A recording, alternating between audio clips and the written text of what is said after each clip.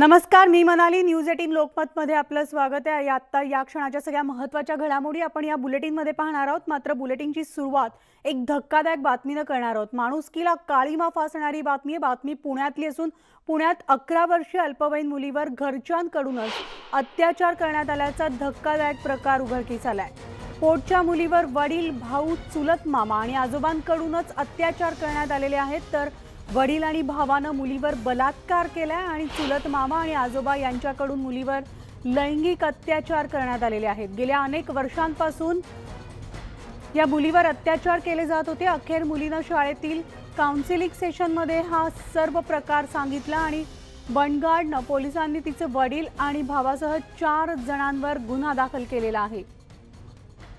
तर पुण्यातली अतिशय धक्कादायक बातमी पाहतोय. माणुसकीला काळीमा फासणारी बातमी आहे. पुण्यात 11 वर्षीय मुलीवर घरच्यांकडूनच अत्याचार करण्यात आल्याचा धक्कादायक प्रकार उघडकीस आलाय. पोटच्या मुलीवर खुद्द वडील, भाऊ, चुलत मामा आणि आजोबांकडूनच अत्याचार करण्यात आलेले आहेत. वडील आणि भावानं मुलीवर बलात्कार केलेला असून चुलत मामा आणि आजोबा यांच्याकडून देखील मुलीवर लैंगिक अत्याचार करण्यात आल्याची माहिती त्या पीडितेनं दिलेली आहे. तर गेल्या अनेक वर्षांपासून 11 वर्षाच्या या मुलीवर अत्याचार केले जात होते. अखेर मुलीनं शाळेतील काउन्सिलिंग सेशनमध्ये घडलेला हा सर्व प्रकार सांगितला आणि त्यानंतर बनगाडनं पोलिसांनी तिचे वडील आणि भावासह 4 जणांवर गुन्हा दाखल केलाय. याविषयीचे सविस्तर अपडेट्स आपण घेणार आहोत. आमचे प्रतिनिधी वैभव सोनावणे आपल्यासोबत आहेत. वैभव, अतिशय धक्कादायक, माणुसकीला काळीमा फासणारी बातमी आहे. खरं तर 11 वर्षाच्या मुलीला या सगळ्या यातनेतून जावं लागलेलं आहे. खुद्द पोटच्या वडिलांनी, आजोबांनी, मामांनी, भावानं या मुलीवर अत्याचार केल्याचा प्रकार उघडकीस आलाय. म्हणाले अत्यंत दुर्दैवी आहे, किळसवाना प्रकार आहे सगळा हा. नेमकं या सगळ्यामध्ये या मुलीचे आईवडील जे आहेत ते मूकबधिरे असं सांगितलं जातं. इतर जे आरोपी आहेत याच्यामधले आजोबा असतील किंवा तिचा भाऊ असेल किंवा मामा असेल, अशा अनेक जणांनी तिच्याबरोबर हे घाणेरडं कृत्य केले. आणि या सगळ्याची माहिती शाळेमध्ये जेव्हा तिला गुड टच बॅड टच सांगण्यासाठी काउन्सिलर आलेले होते, त्या काउन्सिलरशी बोलत असताना काउन्सिलरने सांगितल्यानंतर तिच्या हे लक्षात आलं आणि त्यानंतर मग ती काउन्सिलरशी बोलायला लागली. काउन्सिलरने तिला बोलतं केल्यावरती हा सगळा धक्कादायक प्रकार तिनं सांगितला आहे. 2018पासून तिच्यासोबत हे सुरू आहे. ज्यावेळेस ती बिहारमध्ये राहत होती, 2 वर्षापूर्वी ते पुण्यामध्ये आली. ताडीवाला रोडला ते राहतात, कस्तुरबा शाळेमध्ये ती शिकते मुलगी. हा सगळा प्रकार अत्यंत घाणेरडा आणि किळसवाना यासाठी आहे की सगळे तिच्या घरातले लोक आहे, घराबाहेरचं कुणीही नाही, सगळे जवळचे नातेवाईक आहेत. पहिले याच्यामध्ये वडिलांचा आणि भावाचा समावेश जर असेल तर आपण विचार करण्यासारखी गोष्ट आहे. त्या मुलीनं काय काय सहन केलं असेल आणि या सगळ्या बाबींची कल्पना तिनं तिच्या आईला दिली नव्हती का. आता आई जर मूकबधीर आहे असं कळतं आहे किंवा ज्याला दिव्यांग म्हटलं जातं, मूकबधीर आहे असं सांगितलं जाते. नेमकं या सगळ्या घटने मग अजून पोलिसांनी अटक कुणालाही केलेली नाही. तांत्रिकदृष्ट्या बऱ्याच गोष्टी पोलिसांना सुद्धा तपासायच्या आहेत. मात्र हा सगळा घडलेला प्रकार जो, या प्रकरणात काउन्सिलरनं गुन्हा नोंद केला. महत्त्वाची बाब म्हणजे या मुलीच्या बाजूनं जी काउन्सिलर शाळेमध्ये आलेली होती तिनं बनगार्डन पोलीस ठाण्याला ही माहिती दिली. 2-3 दिवस हा गुन्हा दाखल करायला टाळाटाळ केली जात होती. त्याचं नेमकं कारण काय तेही समोर येत नाही आहे. राजकीय दबाव या सगळ्या प्रकरणामध्ये होता का याची चाचपणी जी आहे ती सुरू आहे. मात्र या सगळ्यात गुन्हा दाखल केल्यानंतर आता पोलीस कारवाई कधी करणार, यांना अटक कधी करणार, हा सगळा गुन्ह्याचा पुढचा टप्पा जो आहे तो समोर कसा येणार, या मुलीचं भवितव्य काय, अशा अनेक गोष्टी आहेत. या मुलीला असे अनेक प्रश्न खरं तर सेफ ही हाऊसमध्ये ठेवावं लागेल. कळल्यानंतर वैभव खरं तर उभे राहत आहेत. आपल्यासोबत शिवसेनेच्या नेत्या आणि विधान परिषदेच्या उपसभापती डॉक्टर नीलम गोरे, नीलमताई सुद्धा आहेत. वैभव, तू असंच आपल्यासोबत राहा. तू देखील नीलमताईंशी थेट बोलू शकतोस, कारण तिथल्या घटनेचे सविस्तर अपडेट्स वैभव तुमच्याकडे सुद्धा आहेत. नीलमताई, न्यूज 18 लोकमतमध्ये आपलं स्वागत. मात्र अतिशय किळसवाणा, अंगावर शहारे आणणारा आणि धक्कादायक ही घटना ही पुण्यामध्ये घडलेली आहे. स्वतःच्या मुलीवरच वडिलांने, भावाने, चुलत मामाने, आजोबाने अत्याचार केलेले आहेत. स्त्रियांचं आणि मुलींचं किती पराकोटीचं शोषण, दमन, मुस्कटदाबी आणि त्यांच्या मानवी अधिकारांचं किती हनन होतं, त्याचं हे एक अत्यंत विकृत म्हणता येईल असं उदाहरण आहे. पण हे चित्र पुण्यात जे आहे ते भारतातच आणि जगात सगळीकडे कुटुंबियांच्याकडून एक साधारणपणे तीन पैकी एका मुलीला कधी ना कधी आयुष्यामध्ये सार्वजनिक जीवनात किंवा आसपासच्या ओळखीमध्ये विनयभंगाचा प्रयत्न केलेला असतो, असं अनेक आकडेवारीमधून स्पष्ट दिसलेलं आहे. आणि या घटनेमध्ये मुलगीला काही ती दिव्यांग किंवा बोलण्याच्या संदर्भात दबाव, कदाचित अंमली पदार्थ देणं किंवा मारहाणीची भीती दाखवणं, नुसते डोळे वटारले तरी छोटं मूल घाबरू शकतं. आणि काही प्रतिकाराची बाळाची शक्ती काय राहणार ना, 3 वर्षाची मुलगी आहे म्हटल्यावरती. एक दोनदा जर का शिक्षा दिली असेल तिला, तर त्याच्यानंतर आणि इतका नीचपणाची परिसीमा, म्हणजे सगळेच नातेवाईक हे करतायत, अशा वेळेला तिच्या आईला आणि घरातल्या स्त्रियांची किती तगमग झाली असेल आणि त्यांनी ते सगळं स्वीकारलं, इच्छा असो का नसो. आणि त्याच्यामध्ये थोडंसं एखाद्या दिरंगाई झाली असेल केस दाखल होण्यामध्ये, कारण कंप्लेनंट कोणी जर का पुढेच आला नाही, तर अशा वेळेला काउन्सिलर्स खूप चांगलं काम केलेलं आहे. आणि शिक्षण विभाग आणि बाकीच्या ठिकाणी काउन्सिलिंगची सेवा उपलब्ध असली पाहिजे. गेले अनेक वर्ष जे आम्ही बोलत होतो ते प्रत्यक्षात आता यायला लागल्यावरती या समुपदेशकाचं सुद्धा मी अभिनंदन करते की त्यांच्यामुळे, बारिष्टामुळे हे पुढे घटना आलेली आहे. पुढचा जो प्रश्न आहे याच्यासाठीच आता खरं तर 52 नंबरचं, म्हणजे 51च्या नंतर शक्ती कायद्यानंतरचं 52 क्रमांकाचं विधेयक या आठवड्यातच मंजूर होणार आहे, ज्याच्यामध्ये अशा अवघड परिस्थितीतल्या मुलींना सर्व प्रकारची मदत आणि सेवा करण्याची शासनाने जबाबदारी स्वीकारली जाणार आहे. परंतु तरीही या गोष्टींच्या बद्दल तुम्ही जे सातत्याने लक्ष वेधता आहात, त्यातून बाकीच्या कुटुंबांमधल्या मुली ज्या सुरक्षित असायला पाहिजेत, किंवा आपल्या कुटुंबाच्या मध्ये सुद्धा कोणी अपप्रवृत्तीचे लोक आसपास ते येत आहेत का हे बघणं, याच्याबद्दल समाजाचे डोळे उघडू शकतात. अगदी बरोबर. नीलमताई, आपल्यासोबत वर्षा देशपांडे सुद्धा आहेत, सामाजिक कार्यकर्त्या. वर्षाताई, न्यूज 18 लोकमतमध्ये आपलंही स्वागत. खरं तर ही जी घटना आहे, 11 वर्षाच्या मुलीला, तिला खरं तर चांगला स्पर्श काय, वाईट स्पर्श काय, ज्याला गुड टच आणि बॅड टच म्हणतात, हे देखील कळत नव्हतं. शाळेत जेव्हा काउन्सिलरनी ह्या गोष्टी समजावल्या, तेव्हा तिच्या लक्षात आलं की आपल्यावर तर हे गेल्या कित्येक वर्षांपासून आपल्या घरात आपल्याच नातेवाईकांकडनं घडतंय. याच्यासाठीच म्हणून डोमेस्टिक व्हायलन्स ऍक्ट, म्हणजे protection to women against domestic violence नावाने 2005ला आपण कायदा केला. कारण जेवढ्या महिला बाहेर समाजात सुरक्षित आहेत, त्याच्यापेक्षा महिला घरामध्ये जास्त मोठ्या प्रमाणावर सुरक्षित आहेत. खूपदा बलात्कार झाल्यानंतर गोष्टी लक्षात येतात, पण जवळचे नातेवाईक, ओळखीतले किंवा घरात अतिशय म्हणजे अगदी रक्ताच्या नात्यातल्या सुद्धा पुरुषांकडून या प्रकारच्या घटना घडत असतात. आणि त्याच्यासाठी जो कायदा केलेला आहे त्याच्यात असं म्हटलेलं आहे की 2 महिन्याच्या आत निकाल लावले जातील. पण महाराष्ट्रामध्ये या कायद्याच्या बाबतीमध्ये इतक्या मोठ्या प्रमाणावर दुर्लक्ष आहे की प्रोटेक्शन ऑफिसरच कधी कधी 2-2 वर्ष लावतो हे गुन्हे दाखल करायला. त्यामुळे आता जे नीलमताई म्हणत होते की शक्ती कायदा येईल आणि काही गोष्टी होतील, पण कायदा नुसता येऊन उपयोग नाही, कायद्याच्या अंमलबजावणीकडे लक्ष दिलं पाहिजे.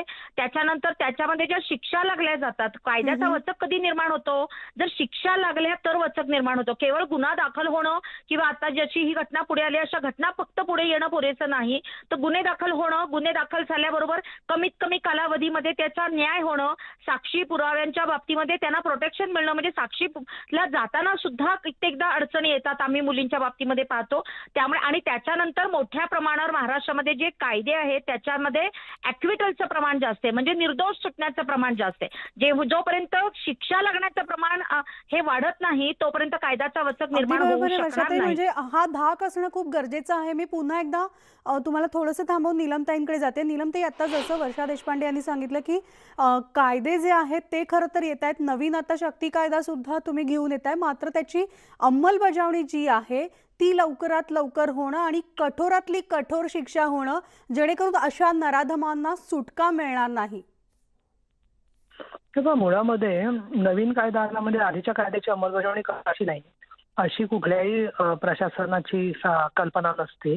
त्यामुळे हे पहिलं कुठे जे त्यांचं म्हणणं आहे की कन्व्हिक्शन वाढलं पाहिजे. सातत्याने सरकारचा प्रयत्न हाच असतो की कन्व्हिक्शन वाढावं, परंतु मधल्या काळामध्ये, कोरोनाच्या काळामध्ये कोर्ट बंद होती, त्याच्यानंतर बरेचसे लोक लॉकडाऊनमध्ये पोहोचू शकत नव्हते, अशा अनेक कारणांच्यामुळे न्याय मंदगतीने मिळत होता. हे सगळं खरं आहे, पण महाराष्ट्र महाराष्ट्र महाराष्ट्र म्हणत असताना हे कुटुंब आता मला जात धर्म काढायचं नाही पाहत आहे, परंतु सर्व जाती धर्मांच्या मध्ये आणि सर्व राज्यांच्या मध्ये हा प्रकार जो दिसतोय त्या प्रकारामध्ये कुटुंबाच्या डोमेस्टिक व्हायलन्स ऍक्ट जो आहे तो आणि हा कौटुंबिक लैंगिक छळाचा कायदा हे 2 वेगवेगळे कायदे आहेत.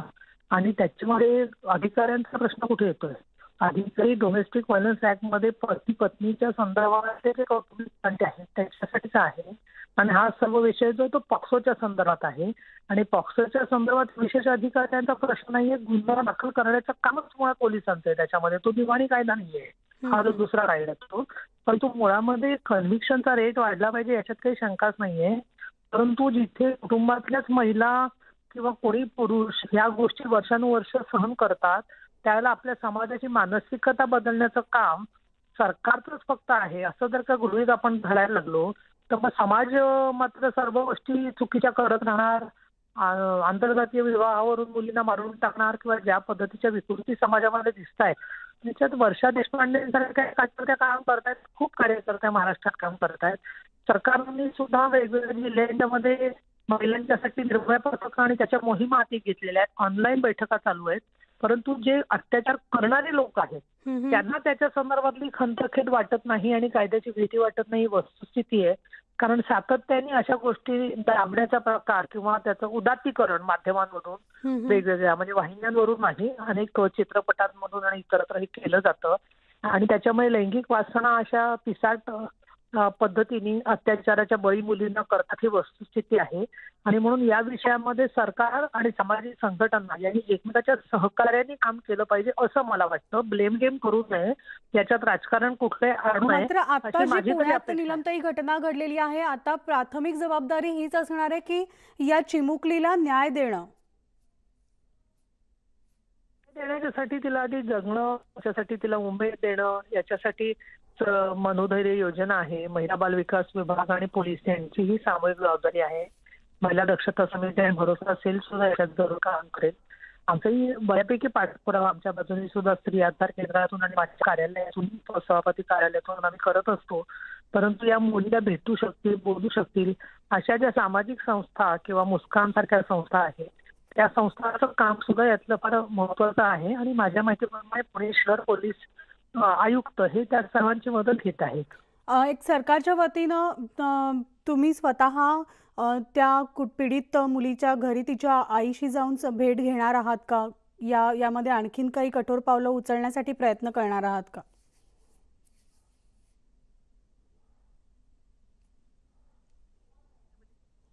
तर आपल्यासोबत होत्या शिवसेना नेत्या डॉक्टर नीलमताई गोरे. तर आता भाजपच्या आमदार श्वेता महाले सुद्धा आहेत. श्वेताजी, न्यूज 18 लोकमतमध्ये आपलं स्वागत. आपण पाहतोय पुण्यामध्ये अतिशय धक्कादायक किळसवाणी घटना घडलेली आहे.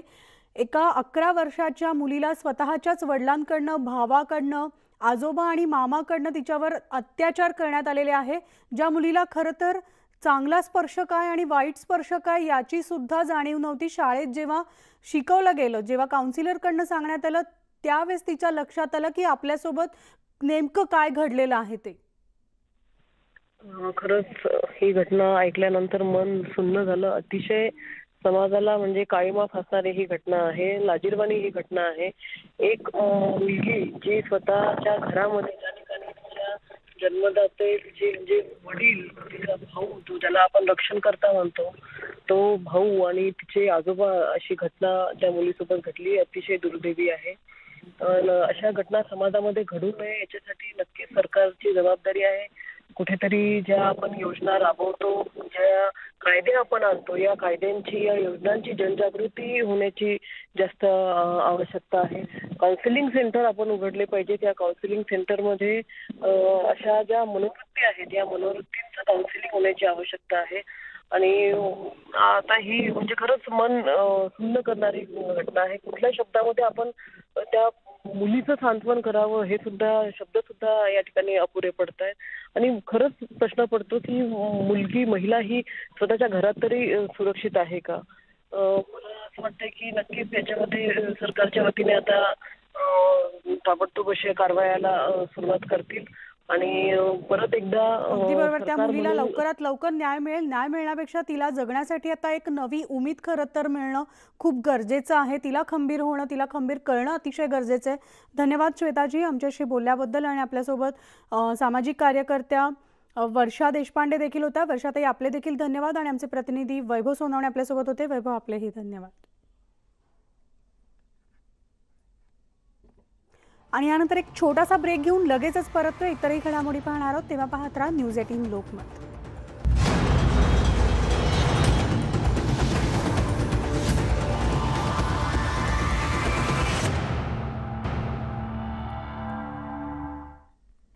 आणि ब्रेकनंतर आता एक नजर टाकूयात, ते म्हणजे देशातील प्रमुख शहरातल्या आजच्या तापमानावर. आज का तापमान प्रायोजक मैंगो एयर कूलर। इन गर्मियों में घर ले आए मैंगो एयर कूलर वाली ठंडक।